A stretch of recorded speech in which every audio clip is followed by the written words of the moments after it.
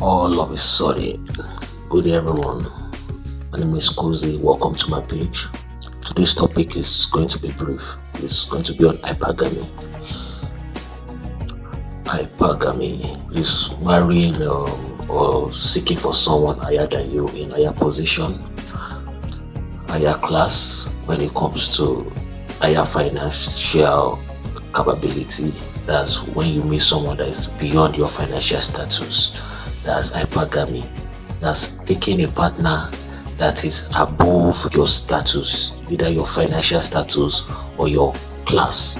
It could also be in educational status, someone that is higher than you when it comes to educational status or educational background.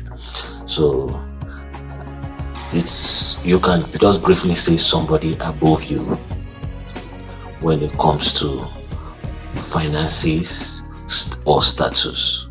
So in the society today, we find most of the people, especially women, always marrying up.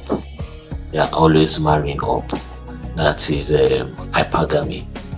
Most women don't want to marry someone or a man below them. So they love somebody that can actually provide, take care of them, spoil them.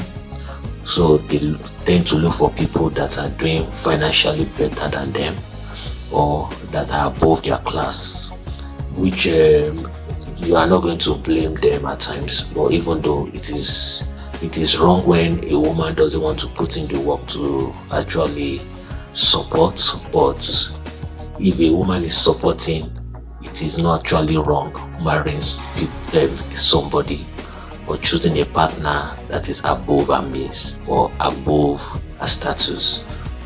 Hypergamy might be fun, especially when you are the one benefiting, but it has its own up and downside. It has its own advantage and disadvantages.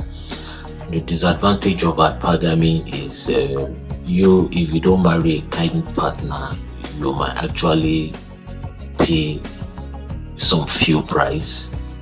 If you don't marry a kind partner, if you marry a man that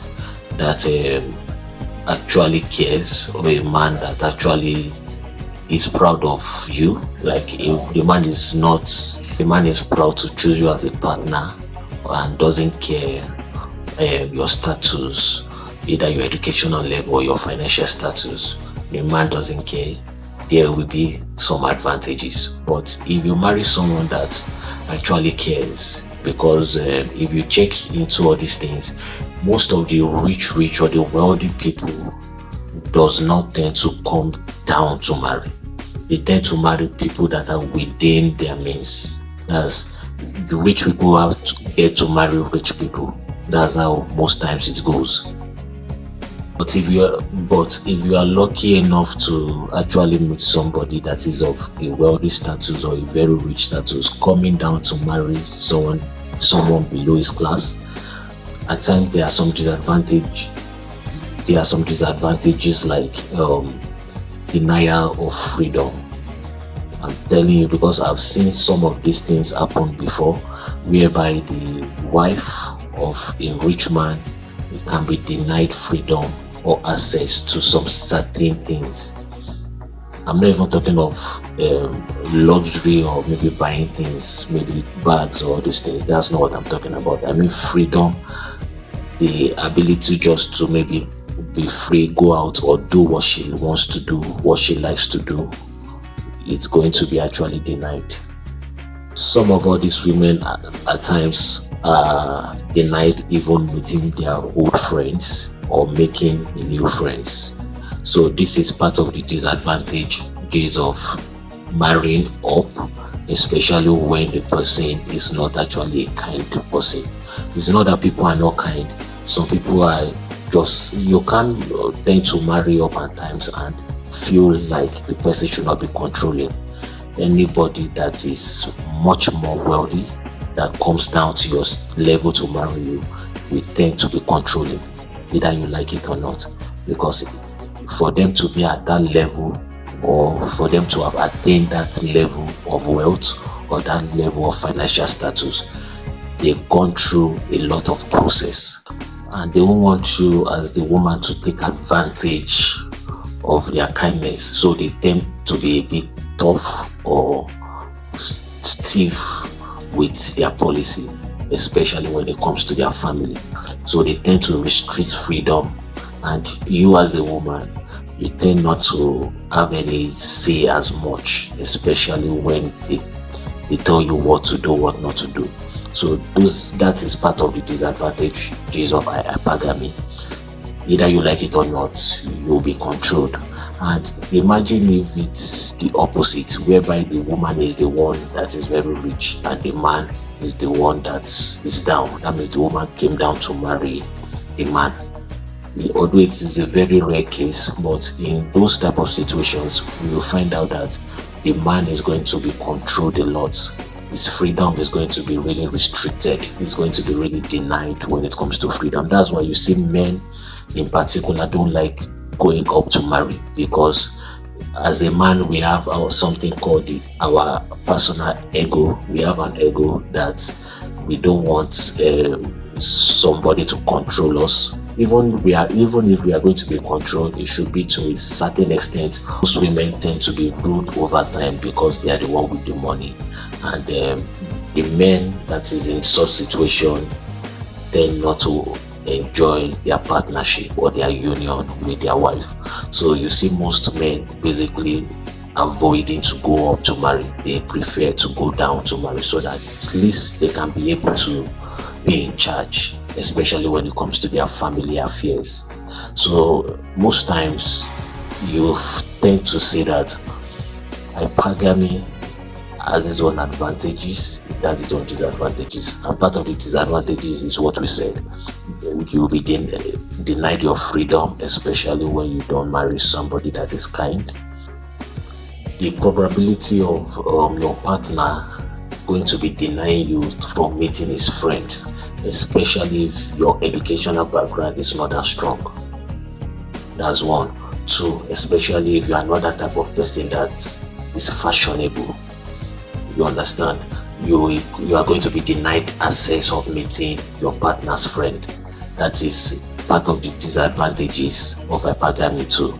Because imagine a situation where your partner is introduced to a conference where they are very rich people, they are very wealthy people, and they are coming with their wives that is very educated, doing well in businesses, and you on the other hand, as the woman, there's nothing much going on for you. The only title you are bearing is the wife of a rich man.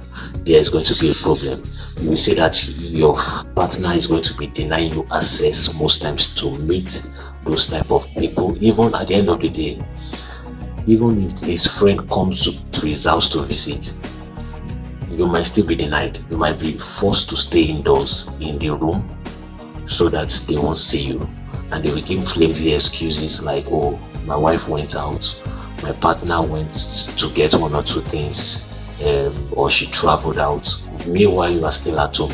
So a little advice for anybody, any woman that is hoping or wishing to marry in a very rich circle, somebody very higher than their class, is make sure you are up to a standard. Build yourself up to a standard.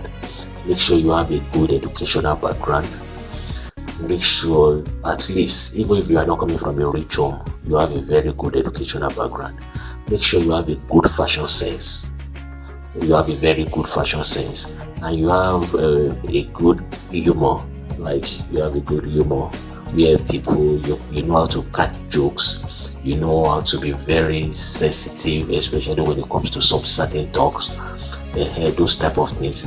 When you marry your partner that is way above your league or above your level, if you have all these criteria, you see that it's going to push you up to a level that even when he's going out, maybe within this friend, to meet his friends, or within the circle of his friend, he's going to be very proud to pick you along. Because most cases, as said earlier, most people that are very rich, super rich, tend not to come down to marry somebody below them. They marry each other. Even their marriage is done by connections. That means their parents, the parent of the man, tend to meet the parent of the woman, which both of them are in the same circle, so that their children can come together to get married. So There's a phrase some people call it, they call it old money. That means people that has been in that circle of wealth for a particular period of time, very long period of time. So they tend to come together to get married. They don't just go down to get married and pick a woman. Most women always pray to marry a very rich man, but most times it doesn't just come like that. It's not a bed of roses that you just wish for and it just comes. So I'm just saying it so that anybody that is wishing to be in that kind of situation, to marry somebody super rich or super wealthy, make sure you've built yourself to a certain level. Make sure you build yourself to a certain level. And you are that type of person that at least they can give something to and something reasonable will come out of it. Maybe they can give money to you, can actually start a business with it, and you are doing well in that type of business. You will see that the man will be so proud of you, and over time it's going to build you up to a status that even if it's not around, you can continue with his legacy. You understand? So when you are open to marry rich, also work on yourself. That is something I just have to say. So we've come to the end of the talk. I don't want it to be that long. Make sure you follow, like, and comment. Any topic you want us to discuss or with again, I'm ready to speak on the topic. Just comment it out. And if you feel you want to add more to what I've said, you are free to comment it below. I'll be reading your comments. We are here to learn from each other. Take care and have a nice day.